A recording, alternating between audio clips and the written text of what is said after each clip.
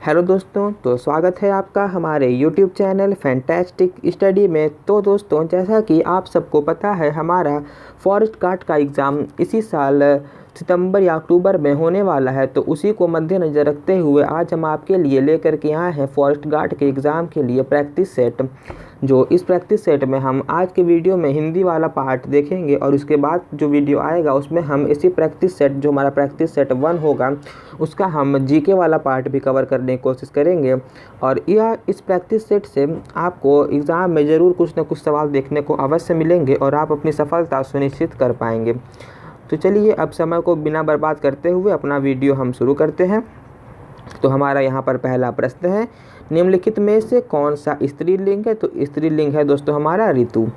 तो बच्चे बस से पाठशाला जाते हैं, इस वाक्य में कौन सा कारक है? तो इस वाक्य में हमारा कारक है दोस्तों करण। तो तीसरे प्रश्न की तरफ बढ़ रहे हैं अब हम। तो द्वार शब्द में प्रयुक्त ध्वनियाँ हैं, तो इसमें जो प्रयुक्त ध्वनियाँ हैं दोस्तों वह हमारा बी वाला ऑप्शन, दव, आ, र पे र के नीचे हलंत और अ। तो अब हमारा अगला प्रश्न है दोस्तों चौथे नंबर का, कि गांगे किसके लिए प्रयुक्त होता है? तो गांगे दोस्तों हमारा प्रयुक्त होता है भीष्म के लिए, क्योंकि इनको गंगा पुत्र भीष्म भी कहा जाता है। तो अब हमारा अगला प्रश्न है कि दो समानार्थी शब्दों की पुनरुक्ति के बीच किस विराम चिन्ह का प्रयोग होता है दोस्तों? तो प्रयोग होता है हमारा योजक चिन्ह का। तो अब हमारा छठवें नंबर का प्रश्न है दोस्तों, अध्यापक ने कक्षा में गणित की परीक्षा ली, वाक्य है दोस्तों हमारा कृतवाच्य। तो अब हमारा अगला प्रश्न है, कहाँ राजा भोज कहाँ गंगू तेली, लोकोक्ति का सही अर्थ है दोस्तों हमारा आकाश पाताल का अंतर होना। तो हमारा आठवें नंबर का प्रश्न है दोस्तों, समूह आर्थक शब्द को चिन्हित कीजिए। तो हमारा समूह आर्थक शब्द हो जाएगा दोस्तों इसमें स्वतक। तो अब हमारा 9वें नंबर का प्रश्न है दोस्तों यहाँ पर, निम्नलिखित में से उपसर्ग रहित शब्द कौन सा है? तो उपसर्ग रहित शब्द इसमें से हमारा है दोस्तों क्षत्रिय। तो हमारा अगला प्रश्न है दोस्तों 10वें नंबर का, निम्नलिखित में से कौन सा शब्द है जिसमें हारा प्रत्यय नहीं है? मतलब कौन सा शब्द है इसमें हारा प्रत्यय नहीं लगा है? तो इसका आंसर हमारा हो जाएगा दोस्तों पालनहार, क्योंकि इसमें हार लगा है, हारा नहीं लगा। और यही अगर हार में अगर आ की मात्रा लग जाता तो यह ऑप्शन भी हमारा नहीं सही होता।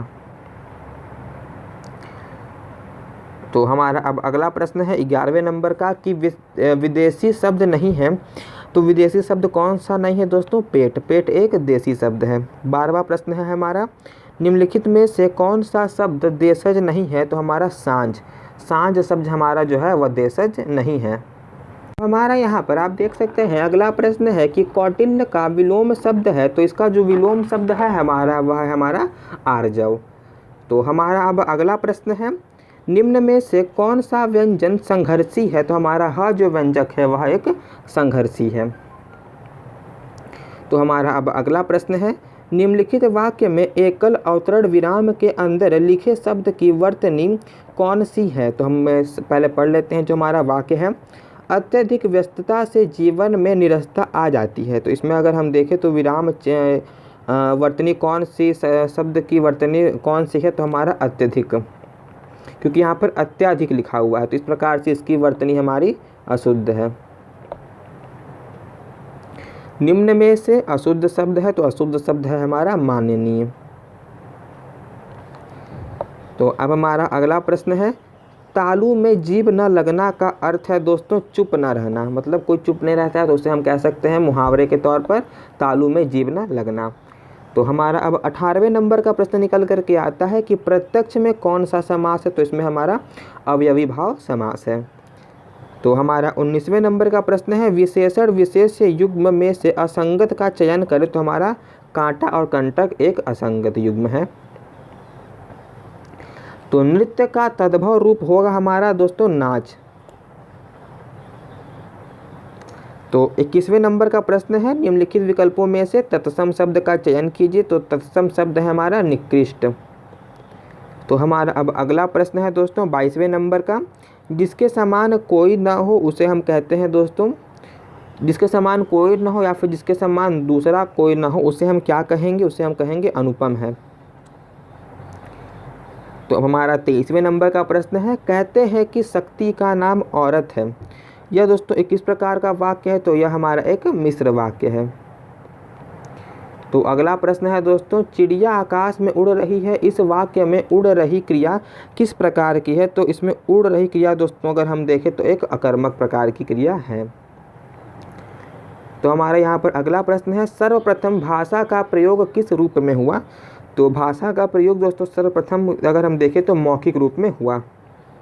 तो आइए अगला प्रश्न अब हम पढ़ लेते हैं। तो निम्नलिखित प्रश्नों में 4 विकल्प दिए हैं, विकल्पों में से उस सही विकल्प का चयन करें जो दिए गए वाक्य के अंग्रेजी अनुवाद का सही विकल्प है। तो हमारा वाक्य पढ़ लेते हैं हम, विद्यार्थियों को चाहिए कि पहले योग्य बने फिर राजनीति करें। तो इसका जो हमारा अगर इंग्लिश ट्रांसलेशन की बात करें तो हमारा ए वाला ऑप्शन बिल्कुल सही हो जाएगा। Student should be eligible before and then do politics. तो यह हमारा बिल्कुल सही ट्रांसलेशन है इसका।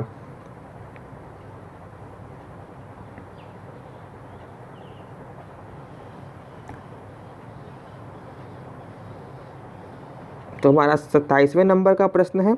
तो देखिए उसमें हमने हिंदी का इंग्लिश बनाया, तो इस प्रश्न में हम इंग्लिश का हिंदी बनाने की कोशिश करेंगे। A vulgar mind is one who should like to command.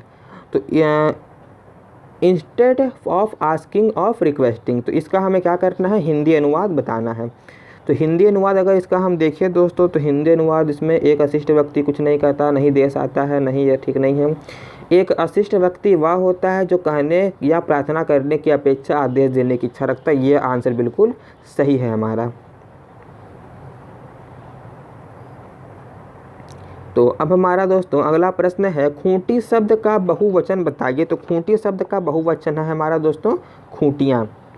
तो अगला प्रश्न है हमारा 29वें नंबर का, ऐसा लगा मानो बम फटा हो, वाक्य में कौन सा अव्यय है? तो स्वरूप बोधक अव्यय वाक्य में हमारा है। तो 30वें प्रश्न की तरफ अब हम देखते हैं। तो निम्नलिखित में शुद्ध वाक्य का चयन कीजिए। तो शुद्ध वाक्य है, मैं उन्हें धन्यवाद देता हूँ। तो अगला प्रश्न है, निम्नलिखित में से अशुद्ध वाक्य है। तो अशुद्ध वाक्य कौन सा है? व्यायाम स्वास्थ्य के लिए उपयोगी है। तो अब हमारा 32वें नंबर का प्रश्न है, मैं खाना खा चुका था, इस वाक्य में कौन सा भूतकालिक भेद है? तो इसमें पूर्ण भूत है। तो अब हमारा अगला प्रश्न है 33वें नंबर का, कि शासकीय पत्र के संदर्भ में कौन सा कथन गलत है? तो बी वाला ऑप्शन बिल्कुल सही हो जाएगा, पत्र संख्या के ऊपर तिथि लिखी जाती है। तो अगला प्रश्न है दोस्तों हमारा 34वें नंबर का, कि अंधा युग किसकी रचना है? तो अंधा युग अगर हम देखें तो धर्मवीर भारती की रचना है। तो अगला प्रश्न है हमारा, निम्न में सर्वनाम शब्द कौन सा है दोस्तों? तो कौन है? तो अगला प्रश्न है, रौद्र रस का अस्थाई भाव क्या है? तो इसका अस्थाई भाव हमारा है दोस्तों क्रोध। तो अगला पढ़ते हैं हम, तो अंबर पनघट में डूबो रही तारा घट उषा नागरी, उक्त पंक्ति में कौन सा अलंकार है? तो इसमें अलंकार अगर हम देखें तो रूपक अलंकार है। तो तन शब्द का लिंग निर्धारित कीजिए। इसका लिंग निर्धारित हमें करना है, तो यह एक पुल्लिंग शब्द है। तो 39वें नंबर के प्रश्न पर अब हम पहुंच चुके हैं। तो वाक्य में जिस शब्द से क्रिया के संबंध का बोध होता है उसे क्या कहते हैं? तो उसे कर्ण कारक कहते हैं। अन्वय का संधि विच्छेद निम्न में से कौन सा है? तो इसका संधि विच्छेद हमारा अनु प्लस अय बिल्कुल सही संधि विच्छेद है। तो अगला प्रश्न है दोस्तों, आसक्ति का अर्थ है। आसक्ति का अर्थ कौन सा है? तो आसक्ति का अर्थ हमारा है गहरी चाह। तो अगला प्रश्न है 42वें नंबर का, निम्न में इनमें से कौन सा विराम चिन्ह ऐसा है जो हिंदी में अंग्रेजी भाषा से नहीं लिया गया है? तो ये डी वाला ऑप्शन बिल्कुल सही हो जाएगा। तो अगला प्रश्न पढ़ते हैं 43वें नंबर का, चमड़ी जाए पर दमड़ी न जाए, लोकोक्ति का निम्नलिखित में से उपयुक्त अर्थ चुनें। तो इसका उपयुक्त अर्थ है दोस्तों बहुत कंजूसी। अगला प्रश्न है, शब्द प्रकार के आधार पर मनुष्यता शब्दों का कौन सा भेद है? तो अगर हम देखें तो भाववाचक संज्ञा, इसका आंसर बिल्कुल सही हो जाएगा। तो अगले प्रश्न की तरफ बढ़ते हैं। तो हमारा अगला प्रश्न है 45वें नंबर का, उपसर्ग से बना शब्द निम्न में से कौन सा है? तो उपवन जो है हमारा उपसर्ग से बना हुआ है। तो अब हमारा अगला प्रश्न है, निम्नलिखित में से किस शब्द में नी प्रत्यय नहीं लगा है? तो नी प्रत्यय दोस्तों नहीं लगा है किसमें? नौकरानी में, क्योंकि इसमें नी प्रत्यय नहीं लगा है। तो अगला प्रश्न है दोस्तों, नीचे दिए गए जोड़ों में आए विलोम शब्द किसमें नहीं है? तो विलोम शब्द में अगर हम देखें तो प्रबंध संबंध, यह एक युग्म जो है विलोम शब्द का नहीं है। तो अगला प्रश्न है हमारा 48वें नंबर का, तो संयुक्त अक्षर है, तो संयुक्त अक्षर इसमें से कुम्हार है। तो अगला प्रश्न है हमारा 49वें नंबर का, गूलर का फूल होना मुहावरे का अर्थ निम्न में से कौन सा है? तो इसका अर्थ है दोस्तों लापता होना। तो 50वें नंबर का प्रश्न अब हम देख लेते हैं, निम्नलिखित में से कौन सा पद तत्पुरुष समास का उदाहरण है? तो तत्पुरुष समास का उदाहरण है हमारा दोस्तों पदगत। अगला प्रश्न है दोस्तों 51 नंबर का, निम्न में से कौन सा शब्द हमारा तत्सम है? तो तत्सम इसमें से देखें हम तो प्रिय हमारा तत्सम शब्द निकल करके आता है। अगला प्रश्न है 52 नंबर का, लौट कर आया हुआ के लिए एक शब्द निम्न में से कौन सा है? तो प्रत्यागत हमारा लौट कर आया हुआ के लिए एक शब्द बिल्कुल सटीक आंसर है। तो मच्छर भनभना रहा है वाक्य में प्रयुक्त क्रिया किस प्रकार की क्रिया है? तो अकर्मक क्रिया है। तो अगला प्रश्न है दोस्तों हमारा, खड़ी बोली का विकास किस अपभ्रंश से स्वीकार किया गया है? तो दोस्तों सौर सेनी अपभ्रंश से स्वीकार किया गया है विकास। तो अब हमारा दोस्तों 55 नंबर का प्रश्न है, आदेश का अंग्रेजी अनुवाद क्या होगा? तो ऑर्डर, आदेश को हम कहते हैं ऑर्डर। तो हमारा अब 56 नंबर का प्रश्न है दोस्तों, तो आइए 56 नंबर का प्रश्न पढ़ लेते हैं फिर से, इसका हमें हिंदी अनुवाद करना है। तो पहले हम इंग्लिश वाला पढ़ लेते हैं। The heritage of India consist of its ancient civilisation. दिए गए विकल्प में से उपयुक्त वाक्य के सही हिंदी अनुवाद का चयन कीजिए। तो हिंदी अनुवाद अगर हम देखें तो इसका हो जाएगा, भारत की प्राचीन सभ्यता भारतीयता का उदाहरण है दोस्तों, नहीं, यह नहीं सही है। भारत को अपनी प्राचीन सभ्यता पर गर्व है दोस्तों, यह नहीं लिखा है। भारत की प्राचीन सभ्यता उसकी धरोहर है, यह भी नहीं है। तो भारत की धरोहर उसकी प्राचीन सभ्यता है, इसका अगर आप हिंदी अनुवाद करेंगे तो ये वाला बिल्कुल सही आंसर हमारा निकल करके आएगा। तो तिथि का बहुवचन क्या होगा? तो तिथि का बहुवचन होगा हमारा तिथियां। तो 58 नंबर का प्रश्न अब हम देख लेते हैं। तो वर्तमान काल के कितने भेद हैं? तो वर्तमान काल के दोस्तों 5 भेद हैं। तो यहाँ पर आप देख सकते हैं हमारा अगला प्रश्न निकल करके आता है, तो औपचारिक पत्र इनमें से कौन सा विकल्प नहीं होगा? तो अभिवादन बिल्कुल सही आंसर है।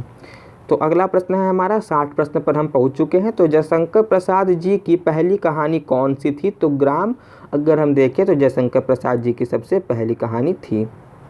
तो अगला प्रश्न देख लेते हैं। तो तामिल है, तो तामिल क्या है दोस्तों? तामिल एक स्त्रीलिंग शब्द है। तो अगला प्रश्न देख लेते हैं, महेश्वर्य महा प्लस ऐश्वर्य में कौन सा संधि नियम समाहित है? तो इसमें जो संधि नियम समाहित है वह है सी वाला, आ प्लस ए बराबर ए। तो अगला प्रश्न देख लेते हैं, पति का पर्यायवाची निम्न में से कौन सा है? तो वल्लभ पति का पर्यायवाची बिल्कुल सही है। तो 64वां प्रश्न देख लेते हैं। तो दुरात्मा में कौन सा उपसर्ग है? तो दुरात्मा में हमारा दुर उपसर्ग है। तो अगला प्रश्न है हमारा 65वें नंबर का, ट वर्ग का उच्चारण किया जाता है। तो ट वर्ग का उच्चारण हमेशा मूर्धन्य से किया जाता है। तो आइए अगला प्रश्न देख लेते हैं।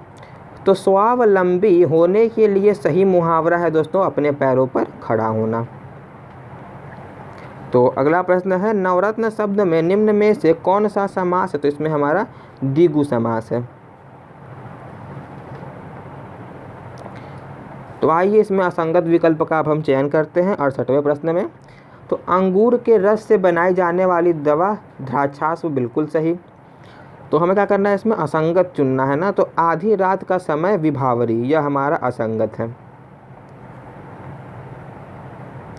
तो अगला प्रश्न है दोस्तों, निम्न में से कौन सा शब्द बिल्ली शब्द का पुल्लिंग है? तो इसका जो पुल्लिंग शब्द है वह है हमारा बिलाव।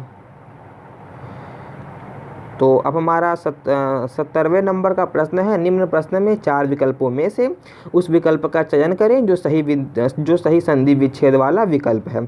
तो धर्मात्मा शब्द दिया हुआ है, धर्मात्मा, तो इसको अगर हम देखें तो धर्म प्लस आत्मा बिल्कुल सही संधि विच्छेद इसका हमारा हो जाएगा। तो बाढ़ का पर्यायवाची निम्न में से कौन सा है? तो इसका जो पर्यायवाची है वह है हमारा तीर। 72वां प्रश्न देख लेते हैं। तो निम्न में अल्प प्राण व्यंजन कौन सा है? तो अल्प प्राण व्यंजन है हमारा ग। तो आइए अगला प्रश्न देख लेते हैं। तो यथाशक्ति निम्न में से कौन सा समास है? तो इसमें जो समास है वह है हमारा अवयवी भाव समास। अगला प्रश्न देख लेते हैं। तो पक्षी का पर्यायवाची है, तो पक्षी का पर्यायवाची है हमारा विहग।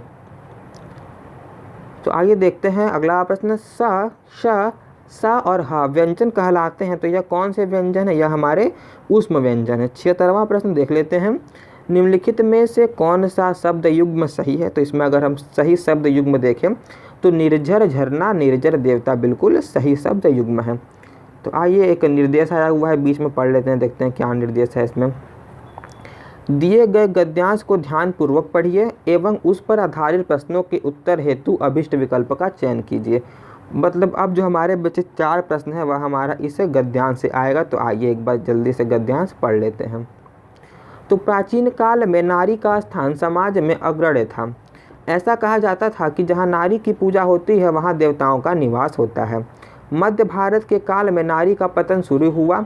मध्य काल तक तो नारी दासी या गुलाम बन गई, चहार दीवारी में कैद हो गई, किंतु 19वीं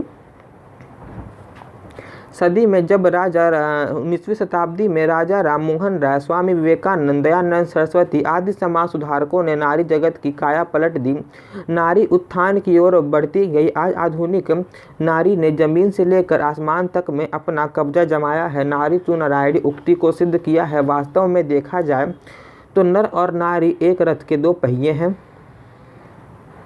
रथ को सुयोग्य ढंग से चलाने के लिए दोनों में संतुलन चाहिए। शिक्षित नारी परिवार की उद्धारक है। प्रत्येक घर में नारी का सम्मान होना चाहिए। समाज में प्रचलित कुप्रथाओं से लड़ना अनिवार्य है। नारी ने अपना स्थान जो प्राप्त किया है उसे मजबूत बनाने और नर और नारी दोनों को तत्पर रहना चाहिए। तो इस प्रकार से हमने गद्यांश पढ़ लिया। जल्दी से इस पर आधारित प्रश्न भी हम देख लेते हैं। तो प्राचीन काल में नारी का स्थान क्या था? तो प्राचीन काल में नारी का स्थान था दोस्तों अग्रण्य। तो 78वां प्रश्न अब हम देख लेते हैं। तो नारी तू नारायणी की सही व्याख्या क्या है? तो इसकी सही व्याख्या देखें तो नारी नारायणी की तरह पूज्यनीय है। तो अगला प्रश्न है, देश का उद्धार कैसे होगा? तो देश का उद्धार अगर हम देखें दोस्तों तो कैसे होगा? नारी को समान स्थान देने से। अब आइए, यह तो आपको अपने से करना चाहिए दोस्तों। उपयुक्त गद्यांश का उचित शीर्षक होगा। तो शीर्षक की अगर हम बात करें तो नारी तू नारायणी दोस्तों इसका शीर्षक होगा। तो चलिए दोस्तों, आज के लिए बस इतना ही। अगर आपको हमारा वीडियो अच्छा लगे तो हमारे चैनल को लाइक करें, सब्सक्राइब करें और शेयर करना ना भूलें। तो मिलते हैं आपसे अगले वीडियो में, जो कि इसी प्रैक्टिस सेट का हमारा सामान्य ज्ञान का प्रैक्टिस से सामान्य ज्ञान वाला भाग होगा। तो तब तक के लिए धन्यवाद।